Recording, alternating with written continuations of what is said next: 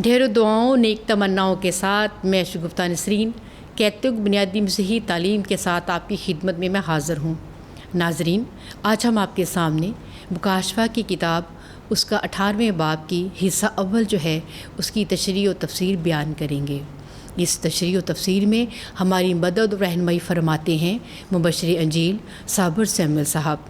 बाबूजी, मैं आपको अपनी तरफ से और कैथोलिक टीवी के नाजरीन की तरफ से खुशामदीद कहती हूँ। शुक्रिया। नाजरीन, आज हम मुकाशफा की किताब उसका 18वां बाब जो है उसकी तशरीह और तफसीर को देखेंगे। बाब नंबर 18 जो है बाब नंबर 17 का जो है वो तसलसल है। इसमें हम देखते हैं कि जैसे मैंने बताया था कि बाब नंबर 17 और 13 जो है ये ख़ास तौर पर मुकाशफा की किताब की चाबी है। ये हकीकी तारीख़ जो है उस वक्त की उसे बड़ी वजाहत के साथ बयान करती है, जो कुछ हो रहा है उसको बयान करती है, और जो मसीहों के साथ अज़ियत और बर्बरियत हो रही है उसको बयान करती है, और ये अज़ियत और बर्बरियत कौन देता है उसको बयान करती है। और इसलिए इसका समझना, इसका जानना बहुत ज़रूरी है। मुकाशफा की किताब जो है ये असल में इब्तदाई मसीही लोग जो यस्सु के नाम से, जो खुदा के बेटे के नाम पर दुख और अज़ीतों से गुज़रते हैं, अपनी शहादतें पेश करते हैं, अपने ईमान को संभाले रखते हैं, उन ईमानदारों के लिए बिलखसूस ये किताब तसल्ली और तशफ़ी की किताब है।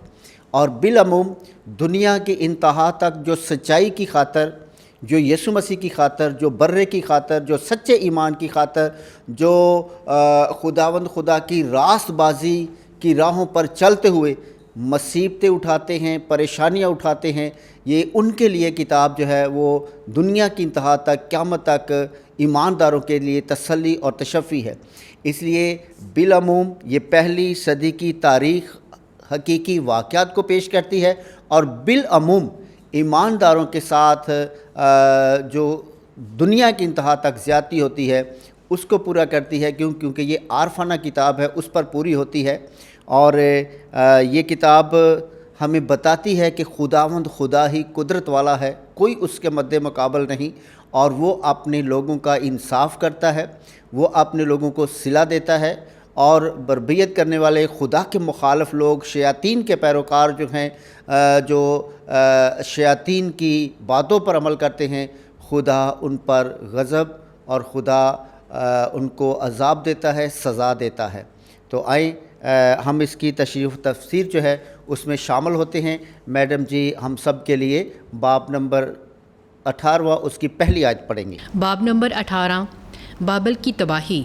इन बातों के बाद मैंने एक और फरिश्ते को आसमान पर से उतरते देखा जिसे बड़ा इख्तियार था, और ज़मीन उसके जलाल से रोशन हो गई। तो हम देखते हैं कि बाबल की तबाही, लफ्ज़ बाबल जो है असल में जो नैनवा का शहर एक बाबल है, यहाँ पर वो मुराद नहीं है। यहाँ पर मुराद जो है वो बाबल रोम है, रोम सल्तनत है। लेकिन बाबल इसलिए भी इस्तेमाल किया गया क्योंकि बाबल में भी खुदा की मुखालफत और शैतान का बहुत ज़ोर था, बहुत बुत परस्ती होती थी, ऐसी बातें थी, ऐसे काम होते थे जो इंसानियत की शान शान नहीं है, जो गिरी हुई रखते हैं।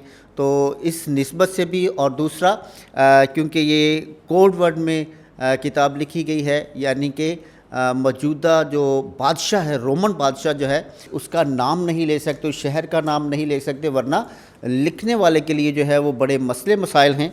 तो इसलिए जो बाबल है, यहाँ पर बाबल से मुराद रोम है, रोम की पूरी सल्तनत है, रोमन शहनशाह हैं, रोमन बादशाही है, और यहाँ पर रोम की तबाही की बात की गई है कि रोमन सल्तनत है ये तबाह हो जाएगी। एक फरिश्ते को आसमान से उतरते देखा और ज़मीन उसके जलाल से रोशन हो गई। जिस तरह से हम देखते हैं कि जब खुदावंद यीशु मसीह का भी ज़हूर होता है तो रोशनी होती है, जाहो जलाल होता है। तो जब फरिश्ता नाज़िल होता है तब भी एक जाहो जलाल दिखाया गया है, एक रोशनी दिखाई गई है। اور اس سے مراد فرشتے کی اپنی پاکیزگی بھی ہے جو خدا سے حاصل ہوتی ہے. تو اس لیے ایک روشنی ہو جاتی ہے جب فرشتہ ظاہر ہوتا ہے.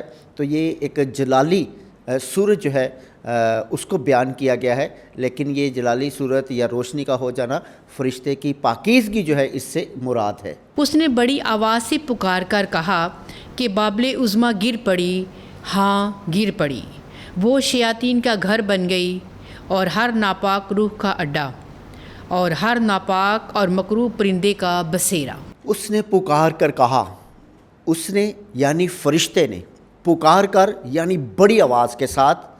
جو سچائی کی آواز ہے وہ ہمیشہ بڑی آواز ہوتی ہے، بلند آواز ہوتی ہے، اور یہ سچائی کی آواز ہے. اور یہ فرشتے کی معرفت بڑی آواز کے ساتھ پکار کر کہا جا رہا ہے بابل عظمیٰ گر پڑی، یعنی رومن سلطنت گر پڑی. کیونکہ یہ اصل میں شیاطین کا گڑھ بن گیا. یہاں سے انہوں نے خدا کے زندہ جلالی بیٹے اور نجات دہندہ کے نام کو ختم کرنا چاہا. خدا کی مرضی جو خدا چاہتا ہے، خدا کی مرضی یعنی ضد اس کی بن گئے، اور خدا کی ضد ہمیشہ شیطان ہے. اور انہوں نے شیطانی کام کیا، خدا کے نام کو مٹانے کی کوشش کی، خدا کے لوگوں کو اذیت دی، خدا کے لوگوں کو مختلف سزائیں دی اور ان کے سر قلم کیے.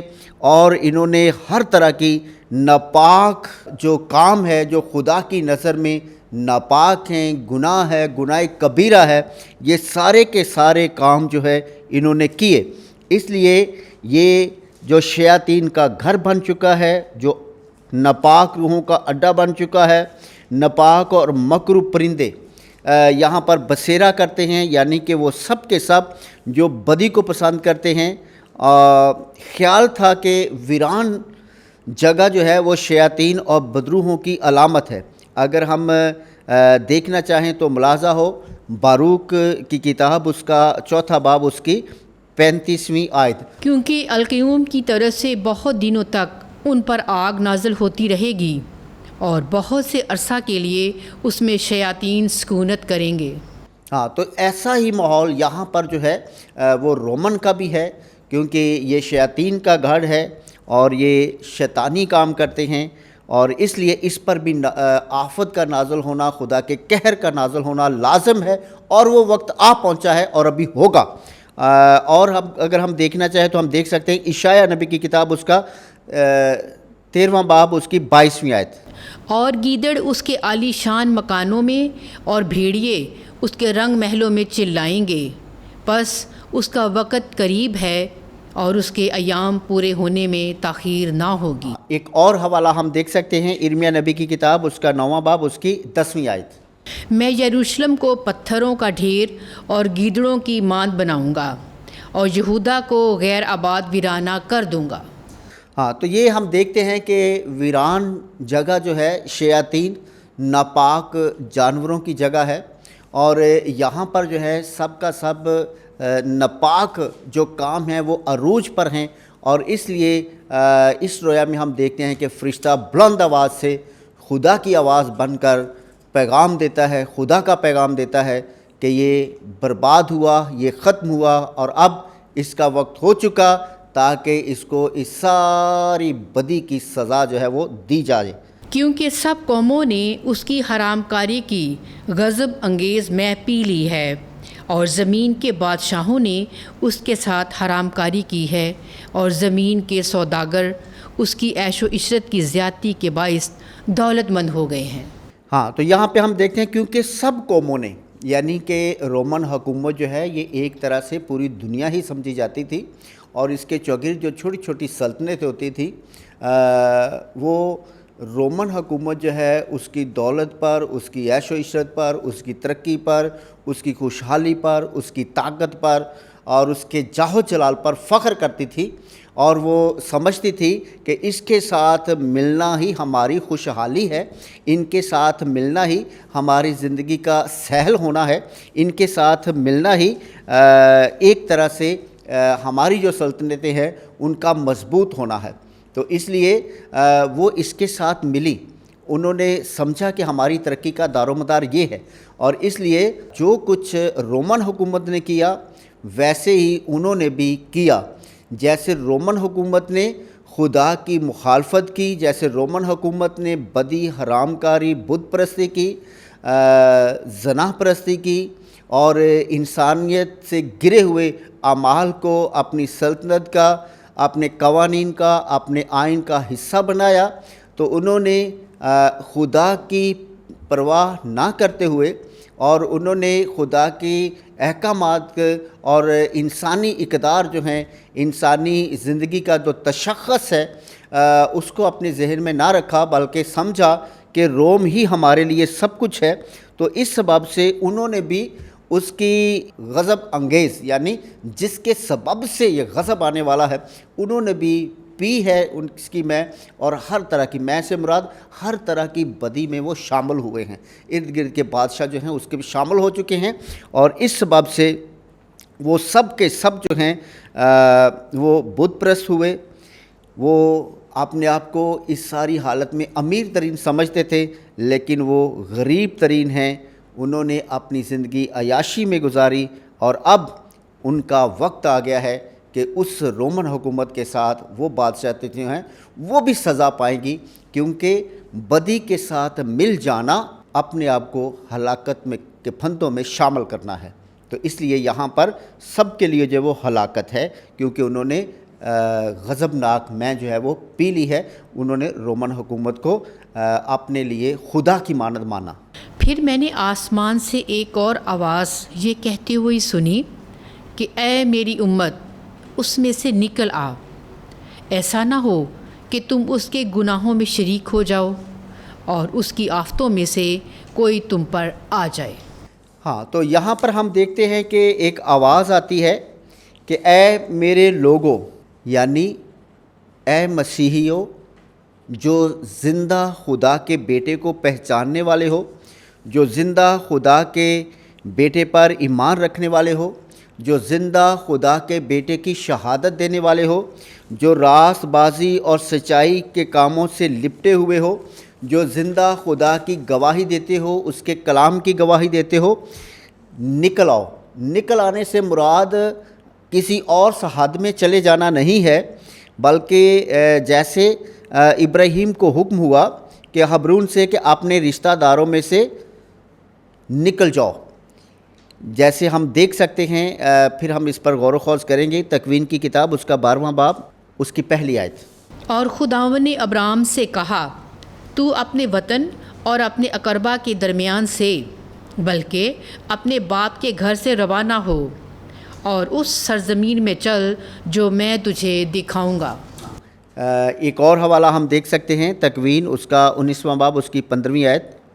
اور جب صبح ہوئی، فرشتوں نے لوط سے تاکید کر کے کہا، اٹھ، اپنی بیوی اور اپنی دونوں بیٹیوں کو جو یہاں ہیں لے، ایسا نہ ہو کہ تو بھی اس شہر کے قصور کے باعث ہلاک ہو جائے۔ تو ہم دیکھتے ہیں کہ جیسے جسمانی طور پر ایک جگہ سے دوسری جگہ روانہ ہونا ہے، ان حوالہ جات میں دیکھا، اور مسیحوں کو یروشلم سے نکلنے کا حکم ہوا کہ اپنا کپڑا بھی نہ لینا، بھاگ جانے کا حکم دیا۔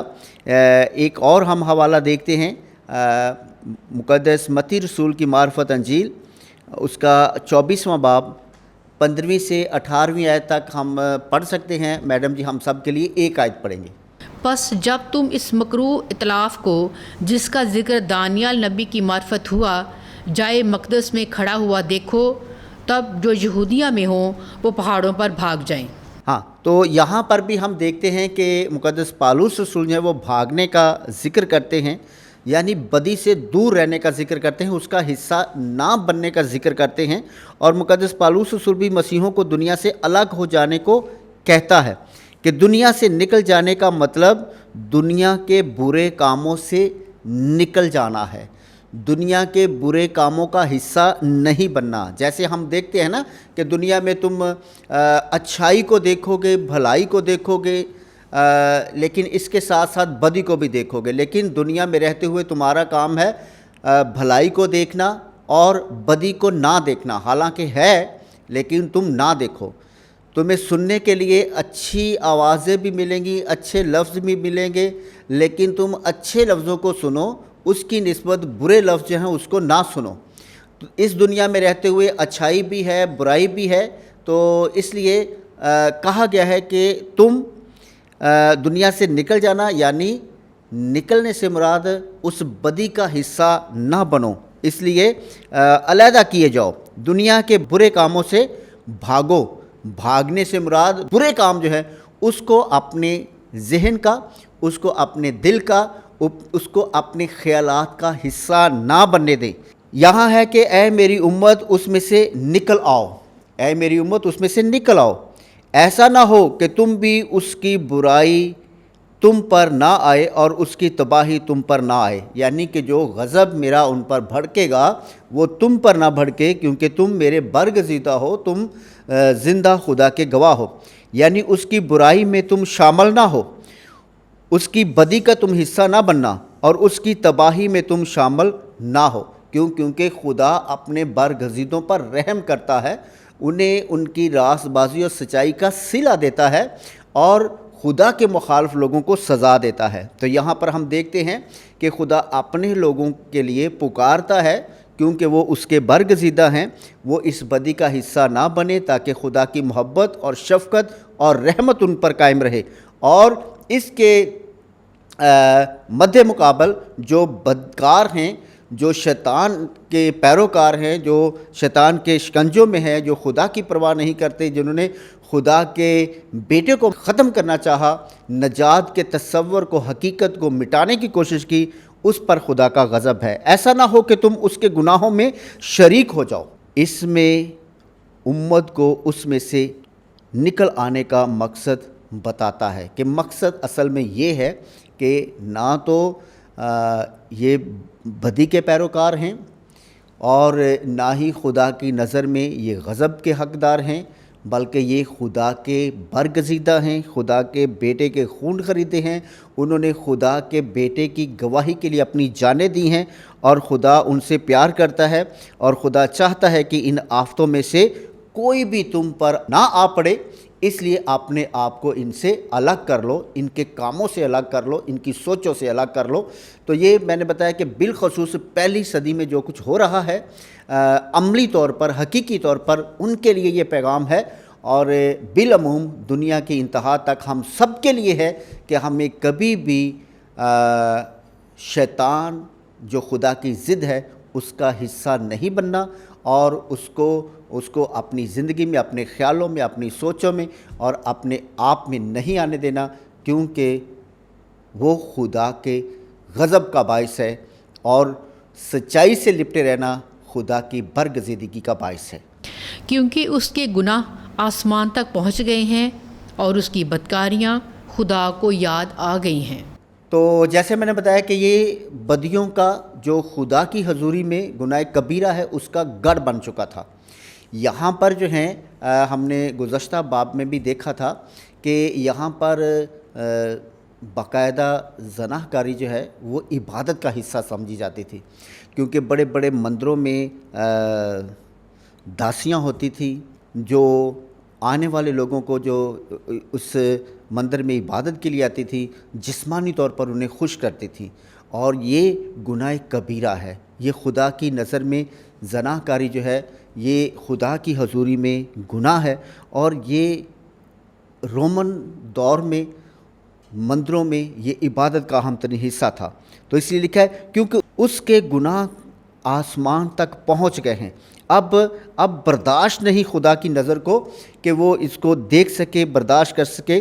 اس کے گناہ عدالت کے لیے خدا کے حضور میں پیش ہو گئے ہیں، اب اس کی سزا لازم ہے، اور اب وقت آ گیا ہے، اور اس کی بدیاں یاد آ گئی ہیں، وہ سب خدا کے سامنے ہیں۔ یہ مطلب نہیں کہ پہلے خدا کو گناہ بھولے ہوئے تھے۔ بائبل کی ایک طرز ہے، ایک طریقہ ہے بیان کرنے کا، اس کا مطلب یہ ہے کہ اب ان کے گناہوں کی سزا دینے کے لیے خدا تیار ہو گیا ہے۔ پہلے بھی خدا کی نظر میں تھے، لیکن اب وقت ہو گیا ہے، اب پورا ہو گیا ہے کہ اب टल नहीं सकता, अब वक्त आगे बढ़ नहीं सकता, अब इसका तबाह होना, बर्बाद होना और अब इसको सज़ा मिलना जो है वो लाजिम है। जैसे हम देखते हैं ना कि बाज़ औक़ात इंसान गुनाह करता है तो खुदा वक्त देता है कि शायद पलट जाए, शायद पलट आए, क्योंकि हम पाक अंजील में भी देखते हैं कि जब एक गुनाहगार तौबा की नीयत से, तौबा के इरादे से खुदावंद खुदा के हजूर आता है तो खुदा बाप के साथ आसमान पर फरिश्ते भी खुशी मनाते हैं। तो इसलिए ऐसी बात नहीं है कि जो गुनाह किया है खुदा की वो नज़र में नहीं है, खुदा उसको नहीं जानता या खुदा वो भूला हुआ है, लेकिन खुदा वक्त देता है ताकि इंसान अपनी राहों से पलटे और खुदा की तरफ आए। लेकिन अब लिखा है कि रोमन हुकूमत के जो गुनाह है, जो बदियां हैं, ये इस कदर हैं कि अब इंसान की तरफ से लगता है कि ये मुमकिन नहीं कि पलटे, इसलिए अब वक्त आ गया है कि इसको सज़ा दी जाए, अब वक्त आ गया है कि इसका फ़ैसला किया जाए।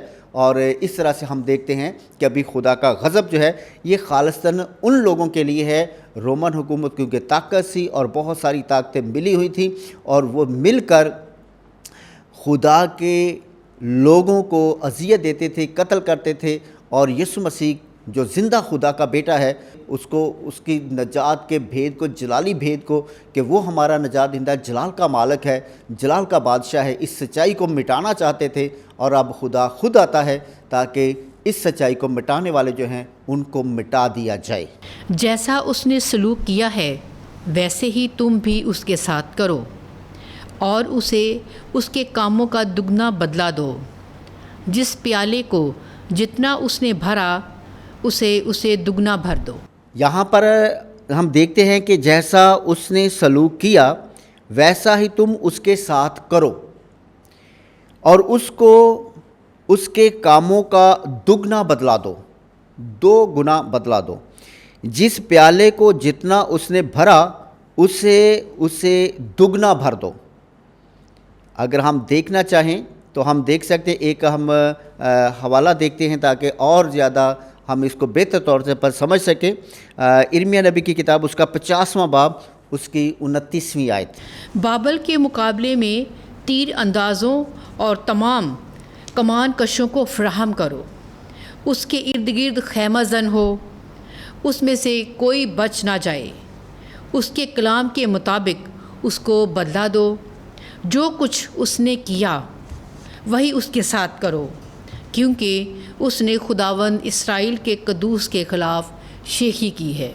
हाँ, तो हम देखते हैं कि जब भी माजी में खुदा के ख़िलाफ़ सच्चाई को मिटाने और बदी को अरूज और परवान चढ़ाने का कोई सल्तनत, कोई कौम काम करती है तो फिर खुदा खुद जो है उसका फ़ैसला करता है।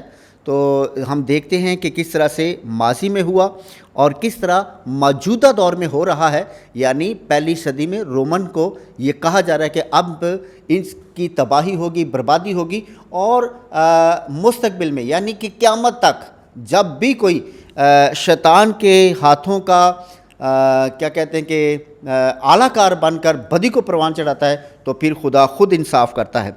जो खुदा के बंदे हैं, जो मसीह के बंदे हैं, वो भी मसीह के साथ मिलकर अदालत करेंगे। क्यों? क्योंकि उन्होंने सच्चाई को हमेशा पकड़े रखा और इस सारे दौर में गुजरे कि जब जब शैतान के एजेंट जो हैं वो काम करते हैं तो उसी दौर में खुदा के लोग जो हैं वो सच्चाई के लिए भी काम करते हैं। क्या तुमको मालूम नहीं कि तुम फरिश्तों की भी अदालत करोगे? यहाँ फरिश्तों की अदालत से मुराद बुरे फरिश्ते जो हैं उनकी अदालत है कि तुम बुरों के ज़रिए से क्यों हमें गुमराह किया करते थे। कि जो बदी की कुदरत है वो बुरे फरिश्तों के सबब इंसानों में होकर और वो फिर इस बदी को जो है वो फैलाते हैं और इस पर कायम रखते हैं।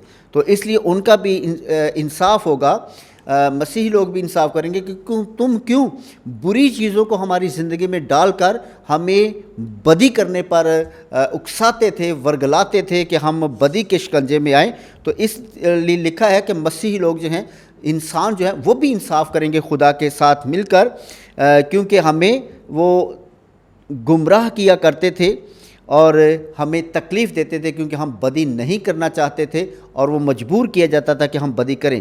अब तुमको ये सज़ा दी जाएगी, अब उसके कामों का दुगना बदला दो। बाइबल मुकद्दस में दुगना बदला लिखा होता है कि बदी करने की सज़ा, यानी दूसरे के साथ नेकी नहीं की, एक तो ये सज़ा है, क्योंकि जैसे हम देखते हैं कि हम यीशु मसीह के खून खरीदे, हमारी ज़िंदगी का हर एक अमल, हमारी ज़िंदगी का हर एक पहलू, हमारी ज़िंदगी का मकसद जो है वो इस दुनिया में सच्चाई, भलाई, नेकी है। इसलिए यीशु मसीह कहता है कि तुमने नहीं बल्कि मैंने तुमको चुन लिया, मैंने तुमको अपने खून से ख़रीदा है। अब तुम्हारी ज़िंदगी का मकसद वाहिद एक ही है कि तुम कामल की पैरवी करो, यानी यीशु मसीह की पैरवी करो, क्योंकि मैं तुम्हारे दरमियान में कामल होकर तुम्हें कामलियत को दिखा दिया और मैंने तुमको चुन लिया ताकि तुम भी मेरी पैरवी करके कामल बनो, यानी कि जैसे मैं बाप की मर्ज़ी पूरी करता था अब तुम भी मर्ज़ी पूरी करके बरगज़ीदा ठहरो। तो इसलिए हर शख्स जो यीशु मसीह पर ईमान रखता है उसकी ज़िंदगी का एक ही मकसद है, नेकी, भलाई, सच्चाई। अगर वो ये काम नहीं करता, स्टॉप करता है, तो ये भी बदी है। तो उसके उलट अगर वो बदी करता है तो फिर डबल हो गया। एक तो ये नेकी के लिए तुझे ज़िंदगी, यानी कि अभी देखें आपका ये ज़िंदगी का लम्हा जो है ये नेकी के लिए है, आप नेकी नहीं कर रहे, इसकी सज़ा, इसके इवज़ आप बदी कर रहे हैं तो ये डबल हो गया। तो इसलिए लिखा है कि नेकी नहीं, इसकी सज़ा और इसके बरअक्स दूसरे के साथ तुमने बदी की। एक तो तुमने नेकी नहीं की और दूसरी बदी की, और इसलिए इसकी सज़ा ये हो गया है कि दुगना सज़ा मिलेगी, दुगनी सज़ा होगी। तो इसलिए ये जो हैं शैतान के एजेंट, ये तो तसव्वुर भी नहीं कर सकते कि ये भी यीशु मसीह के खून खरीदे हैं, लेकिन अफसोस कि वो ईमान ना लाए और वो अजर ना पा सके और वो इसके हकदार ना ठहरे कि वो खुदावंद खुदा के साथ मिलकर फ़ैसला करेंगे और ये बदी के लोगों का और बदी के फरिश्तों का फ़ैसला करेंगे। और ये भी इसी तरह से है, जितना उसने प्याला भरा गुनाहों से तुम दुगना प्याला भरो अदालत के लिए, अदालत की सज़ा के लिए। क्यों? क्योंकि मैंने उनको चुना लेकिन उन्होंने परवाह ना की और उन्होंने रद्द किया खुदा के फर्जंद होना, उन्होंने रद्द किया सच्चाई को, उन्होंने रद्द किया भलाई को और उसके इवज़ उन्होंने बदी को पसंद किया। तो इसलिए दुगनी सज़ा जो है उनकी होगी, क्योंकि वो इस तरह से मुजरम ठहरे। जितना उसने अपने आप को शानदार बनाया और अयाशी की, उतना ही उसे अजाब और गम में डाल दो, क्योंकि वो अपने दिल में कहती है कि मैं मलका बन बैठी हूँ और बेवा नहीं हूँ और कभी गम नहीं देखूँगी। हाँ, तो यहाँ पर हम देखते हैं कि रोमन हुकूमत जो है उसकी सोच, उसकी शान व शौकत और उसका तकब्बर जो है वो पेश किया जा रहा है। जितना उसने अपने आप को शानदार बनाया और अयाशी की, यानी उसके पास बहुत क़ुव्वत थी, ताकत थी और हर तरह की बदी उसने की, बजाय इसके कि वो इस सारी ताकत को, क़ुव्वत को अच्छाई के लिए, भलाई के लिए करता, उसने शैतानी कामों को पसंद किया और उसी को उसने अपनी ज़िंदगी की राहत समझा और वो अयाश बन गई। उतना ही इससे अजाब और गम में डाल दो। अब वक्त आ गया है कि जिस कदर वो बदी में बहुत बुलंद थी, अब वो पस्ती में और सज़ा में भी उतनी ही मुसीबत में चली जाए, उसको उस कदर डाल दो। जिस कदर कोई खुदा की नाफरमानी में खुशी महसूस करता है, उसी कदर उसे गम मिलता है। इसलिए खुदावंद खुदा हमें अच्छाई और भलाई के लिए, अगर कोई दूसरों का माल लूटता है तो ऐसे को खुदा कंगाल बना देता है। जो बहुत शान व शौकत की मालक थी, अब उसकी पस्ती की बात की जा रही है, उसके मिट जाने की बात की जा रही है। जो समझती थी कि मैं कभी बेवा नहीं हो सकती, यानी कि मैं कभी बेकस नहीं हो सकती, मजबूर नहीं हो सकती, कोई मुझे फ़तह नहीं कर सकता, अब उसका नामो निशान मिट जाएगा। और हम देखते हैं मिट भी गया। کیونکہ وہ اپنے دل میں کہتی ہے کہ میں ملکہ بن بیٹھی ہوں اور بیوہ نہیں ہوں گی۔ یہاں بیوہ سے مراد لفظ جو ہے یہ کسی شخص کے لیے، خاتون کے لیے نہیں ہے، بلکہ یہ قوم کے لیے ہے۔ اس کی شان و شوکت کو جب بیان کیا گیا ہے تو ملکہ لفظ استعمال کیا گیا ہے، اور وہ بے کس نہیں ہوگی، وہ سمجھتی کہ میں بے بس نہیں ہوں گی، بے کس نہیں ہوں گی، مجبور نہیں ہوں گی، پستیوں میں نہیں جاؤں گی۔ تو اس حالت کو جو ہے وہ لفظ بیوہ کے ساتھ جو ہے وہ تشبیہ دی گئی ہے، لیکن یہ اسی قوم کے لیے ہے۔ اور کبھی غم نہیں دیکھوں گی، کیوں؟ کیونکہ میرے پاس بہت طاقت ہے، میرے پاس بہت پیسہ ہے، میرے پاس بہت قوت ہے، اور میری بہت شان و شوکت ہے۔ دوسرے بادشاہ میرے سامنے آ کر جھکتے ہیں، قبیلے میرے سامنے جھکتے ہیں، چھوٹی طاقتیں میرے سامنے جھکتی ہیں، اور اس لیے مجھے تو کبھی غم نہیں ہوگا، میں کبھی پریشان نہیں ہوں گی۔ اس سے پہلے ہم اس کو سمجھنے کے لیے چند ایک حوالہ جات دیکھتے ہیں۔ آپ دیکھ سکتے ہیں اشعیاء نبی کی کتاب، اس کا 47واں باب، اس کی 8ویں آیت، اور ارمیا 51 باب، اس کی 8ویں آیت۔ تو ارمیا کا حوالہ میڈم جی ہم سب کے لیے پڑھیں گے۔ بابل ناگہاں گر گئی اور برباد ہوئی، اس پر واویلا کرو، اس کے درد کے لیے بلسان لو، شاید اس کو شفا ملے۔ ہاں، تو یہاں پر ہم بربادی کی بات دیکھتے ہیں۔ بابل عظمیٰ، یعنی یہاں پر جو ہم بربادی دیکھ رہے ہیں مکاشفہ کی کتاب میں 18ویں باب میں، یہ رومن حکومت کی بربادی ہے، رومن کی بات کی جا رہی ہے۔ یہاں جب بابل لفظ استعمال ہوگا تو وہ رومن کے لیے ہے کہ ملکہ بن بیٹھی ہوں، بیوہ نہیں ہوں گی۔ بت پرستی حکومتوں کا خیال یہ تھا کہ ہماری اپنی کوشش سے ہم نے یہ سب کچھ کیا ہے، اور وہ اس کو تکبر کے حصے میں، زمرے میں لیتے ہیں کہ یہ سب کچھ ہماری اپنی انا ہے، حالانکہ خداوند خدا ہی قادر مطلق ہے، وہی ہمیں قوت دیتا ہے، وہی ہمیں طاقت دیتا ہے، وہی ہمیں کامیابی دیتا ہے۔ لیکن بدکار جو ہیں وہ اپنی کوشش سے سمجھتے ہیں کہ ہم نے سب کچھ کیا، وہ خدا کو اپنی زندگی میں نہیں آنے دیتے، اور ایسی ہی یہ کھوکھلی ہے۔ اب اس کا بیوہ ہونا لازم ہے، بے کس ہونا لازم ہے، برباد ہونا لازم ہے۔ حکومت خدا داد نہیں سمجھتے تھے۔ ہم مسیحی جو بائبل مقدس کو ابھی پڑھ رہے ہیں، ہمارا ایمان ہے کہ یہ خدا کی قدرت سے ہے، اس کی مہربانی سے ہے کہ ابھی ہم اپنے سامنے بائبل رکھ کر پڑھ رہے ہیں۔ یہ خدا کی برکت ہے کہ خداوند کی برکت سے ہم بائبل مقدس پڑھ رہے ہیں۔ لیکن روح القدس ہمیں قوت دیتا ہے، روشنی دیتا ہے، دنائی دیتا ہے، وہ ہمیں برکت دیتا ہے، وہ ہمارے دل میں شوق پیدا کرتا ہے۔ لیکن دنیا دار کہتے ہیں کہ یہ میرا اپنا شوق ہے، میری اپنی کوشش ہے، میں اپنے شوق سے پڑھ رہا ہوں۔ لیکن ایماندار خدا کا شکر ادا کرتا ہے کہ اس کی مہربانی سے ہے یہ سب کچھ۔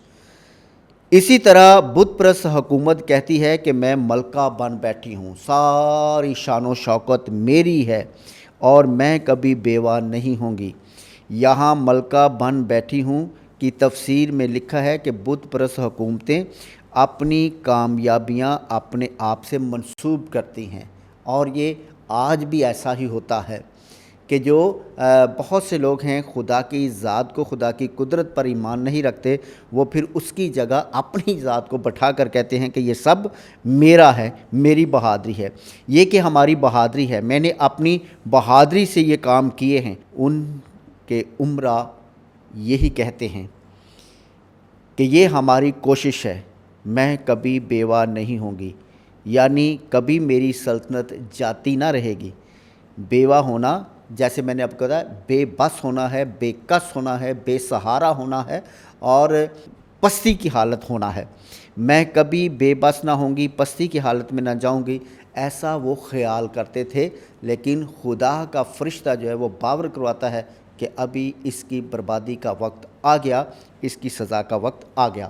ہاں جی، اس لیے ایک ہی دن میں اس پر یہ آفتیں پڑیں گی، یعنی موت، غم اور قحط، اور وہ آگ سے جلا کر بھسم کر دی جائے گی، کیونکہ خداوند خدا جو اس کی عدالت کرتا ہے زوراور ہے۔ ہاں، تو لکھا ہے کہ اس لیے ایک ہی دن میں اس پر آفتیں آ پڑیں گی۔ وہ گمان بھی نہ کرتا ہوگا، وہ اپنے آپ میں بہت قوت والا سمجھتا ہے، طاقت والا سمجھتا ہے، لیکن ایسا اس کو ہوگا برعکس۔ اس لیے ایک ہی دن میں اس پر یہ آفتیں پڑیں گی، اس پر موت آئے گی، مٹ جائے گی، فنا ہوگی، ختم ہوگی۔ وہ امیر بنی بیٹھی ہے لیکن اس پر قحط آئے گا.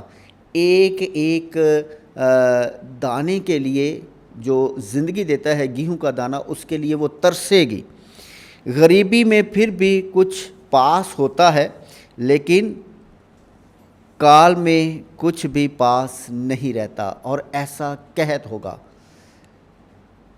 میں بار بار کہتا ہوں کہ اس کو لفظی طور پر ہم نہیں سمجھ سکتے, یہ علامات ہیں, نشانات ہیں, اور اس کے سبب سے بتایا جا رہا ہے کہ خدا کو جو ہے یہ چیزوں سے نفرت ہے, اور خدا مختلف طریقوں سے جو ہے وہ انسان کو سزا دیتا ہے, اور یہ ساری چیزیں جو ہیں مل کر انسان کے لیے مصیبت بن جاتی ہیں, اور یہی سزا ہوتی ہے.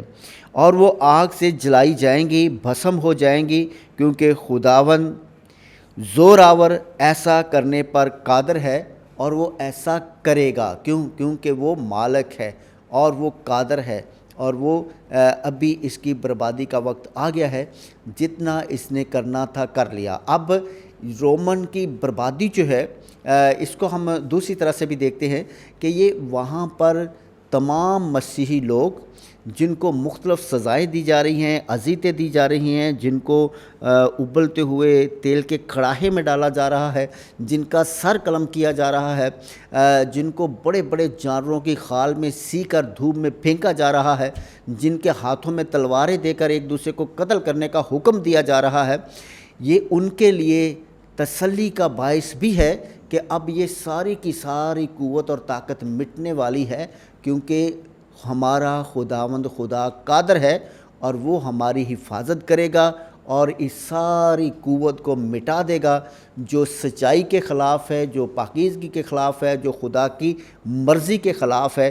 اور یہ شیطان کا ایجنڈا ہے, اور شیطان ہمیشہ پسپا ہوتا ہے, برباد ہوتا ہے. تو اس لیے میں نے کہا کہ ہم اس تناظر میں دیکھیں گے تو ہمیں سمجھ آئے گی کہ مکاشفہ کی کتاب بار بار بار بار جو اپنے ہر باب کے حصے میں جو ہے وہ موجودہ اس وقت کے جو مصیبت زدہ لوگ ہیں ان کے لیے تسلی ہے. اور یہ عارفانہ کلام ہے, یہ قیامت تک ہر مسیحی کے لیے, ہر خدا کے بندے کے لیے جو خدا کے آئین پر چلتا ہے, جو خدا کی مرضی پر چلتا ہے, اس کے لیے بھی تسلی ہے کہ خدا ہمارے ساتھ ہے, اور وہ ہمارے ساتھ مل کر بدی کو مٹا دیتا ہے. اور زمین کے بادشاہ جنہوں نے اس کے ساتھ حرام کاری اور عیاشی کی ہے, اس کے جلنے کا دھواں دیکھ کر اس پر روئیں گے اور ماتم کریں گے. ہاں, تو ابھی ہم یہاں پر دیکھتے ہیں کہ سزا جو ہے وہ رومن حکومت کو ہے, یہ پہلا نمبر ہے. اور جب ان کو سزا ملے گی تو زمین کے بادشاہ جو اس کے ساتھ مل کر بت پرستی اور عیاشی اور خوشیاں مناتے تھے, جو سمجھتے کہ یہ ہمارے خدا کی مانند ہے, اسی سے ہماری قوت ہے, اسی سے ہماری طاقت ہے, اور یہی اسی کے سبب ہماری زندگی جو ہے وہ ترقی کی راہ پر چلتی ہے, ہمارے ملک, ہماری چھوٹی چھوٹی سلطنتیں جو ہیں وہ ترقی کرتی ہیں, اس کو دیکھیں گی, اس کی تباہی کو دیکھیں گی, اس کے خاتمے کو دیکھیں گی, اور پھر روئیں گی, ماتم کریں گی. دوسرا اس لیے بھی کہ ماتم کریں گی کہ اب ہماری باری ہے. کیونکہ ہم بھی اسی کا حصہ تھے. جب خدائے قادر کی قوت اور طاقت ظاہر ہوتی ہے تو کوئی بڑی طاقت اس کے سامنے ٹھہر نہیں سکتی. تو چھوٹی چھوٹی طاقتیں جو ہیں وہ بھی اپنے آپ پر بھی روئیں گی, پچھتائیں گی کہ ہم کیوں اس بدی کا حصہ بنے.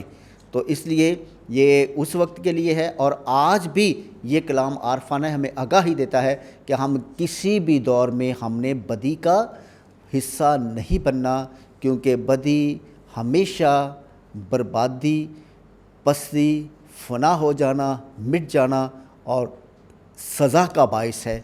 کبھی بھی جو ہے وہ خدا کی حضور میں برگزیدگی کا باعث نہیں بن سکتا. اور اس کے عذاب کے ڈر سے دور کھڑے ہوئے کہیں گے کہ ہائے ہائے وہ شہر عظیم, وہ مضبوط شہر بابل, ایک ہی گھڑی میں تیری عدالت آ پہنچی. ہاں, تو یہاں ہم دیکھتے ہیں کہ یہ ساری تباہی جو ہے وہ دوسروں کے لیے عبرت کا باعث ہوگی, دوسروں کے لیے جو ہے وہ ایسی ہولناک ہوگی کہ ان کو بھی اپنے آپ پر سوچنا ہوگا. اور اس طرح سے ہم دیکھتے ہیں کہ رومن حکومت جو ہے وہ اس کے خاتمے کی بات کی گئی ہے، اس کی سزا کی بات کی گئی ہے، اور اس کے ساتھ تجارت کرنے والے، اس کے ساتھ رہنے والے، اس کی شان و شوکت کی تعریفیں کرنے والے جو ہیں اس کی بربادی کو دیکھ کر جو ہیں وہ آہیں بھریں گے اور اپنے آپ پر افسوس کریں گے، اور اس کی ساری زندگی پر افسوس کریں گے، اس کے سارے کاموں پر افسوس کریں گے کہ کاش کہ ایسی بدکاری کا ہم حصہ نہ بنتے، کاش کہ ایسی بدکاری اس دنیا میں نہ ہوتی تاکہ یہ خدا کا غضب جو ہے وہ ظاہر نہ ہوتا۔ تو اے میرے عزیزو، یہاں تک ابھی ہم غور و خوض کرتے ہیں، اس کے بعد ہم نیکسٹ ایپیسوڈ میں جو ہے وہ دیکھیں گے۔ خدا آپ کا سب کو بہت برکت دے۔ شکریہ۔ جی ناظرین، آج ہم نے آپ کے سامنے مکاشفہ کی کتاب اس کا 18واں باب اور حصہ اول کی تشریح و تفسیر بیان کی ہے۔ ہمیں امید ہے کہ آج کے کلام کے وسیلے سے آپ کی پیاسی روحوں کو تسکین ملی ہوگی۔ ہماری دعا ہے کہ خدا کا فضل رحم ہمیشہ آپ پر اور آپ کے گھرانوں پر ٹھہرا رہے۔ اور اب آخر میں ناظرین، آپ ہمارے چینل کو سبسکرائب کیجئے، پروگرام کو لائک و شیئر ضرور کیجئے۔ آپ سب کا بہت بہت شکریہ۔